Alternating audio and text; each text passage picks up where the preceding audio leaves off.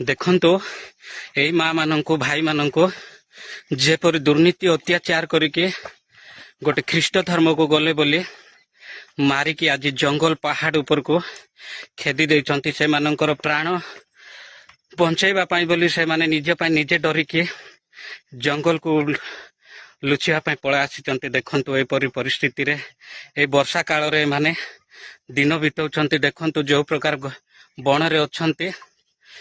ଆଉ ଏ କୁଡ଼ିଆ ମଧ୍ୟ ଦେଖନ୍ତୁ, ଏ କୁଡ଼ିଆ ମଧ୍ୟ ଭାଙ୍ଗି ଦେଇଛନ୍ତି। ଗାଁର ଘର ଯାହା ଭାଙ୍ଗିଦେଲେ ତ ଭାଙ୍ଗିଦେଲେ, କିନ୍ତୁ ଶେଷରେ ଜଙ୍ଗଲର କୁଡ଼ିଆ ମଧ୍ୟ ଛାଡ଼ି ନାହାନ୍ତି।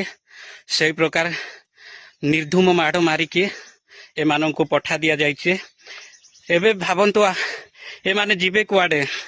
ନା ଆମ ଭାରତର ନ୍ୟାୟପାଳିକା ଏମାନଙ୍କୁ ଭରସା କିଛି ଦବ ନାଇଁ କି? ଆମର ତ ଯାହା କିଛି ଜାଣିଛୁ ସମ୍ବିଧାନର ଆର୍ଟିକଲ 25 ରୁ 28 ପର୍ଯ୍ୟନ୍ତ ଆମେ ମାନେ ଜାଣୁ କି ଯେ ସମସ୍ତଙ୍କୁ ସମାନ ଅଧିକାର ମିଳିଛି ବୋଲି ଆମେ ଜାଣୁ। ହେଲେ ଏହିପରି ଦୁର୍ନୀତି କାହିଁକି ହେଉଛି?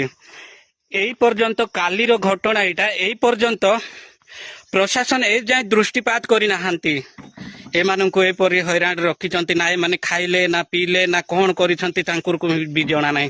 ହେଲେ ଏମାନଙ୍କୁ ନିର୍ଧୁମ ମାଡ଼ ମାରିକି ଆଜି ଏପଟ ପୁରା ଗାଁ ଏପଟ ଅଛି, କେତେ ପାହାଡ ଉପରେ ଏମାନେ ଚଢିଛନ୍ତି। ପୁରା ଗାଁ ଦେଖା ତ ଯାଉନାହିଁ, ଗଛ ଖୁଣ୍ଟ ଅଛି। ସେମିତି ପୁରା ଉପରକୁ ଚଢିକି ଏମାନଙ୍କର ଜୀବନକୁ ଅତିବାହିତ କରିଛନ୍ତି। ଦୟାକରି ପ୍ରଶାସନ ଯଥା ଶୀଘ୍ର ଏମାନଙ୍କୁ ନ୍ୟାୟ ଦିଅନ୍ତୁ ଏବଂ ଯେମାନେ ଅତ୍ୟାଚାର ଦୁର୍ନୀତି କରିଛନ୍ତି ସେମାନଙ୍କୁ ବି ମଧ୍ୟ ଉଚିତ ଜବାବ ନିହାତି ମିଳିବା ଦରକାର।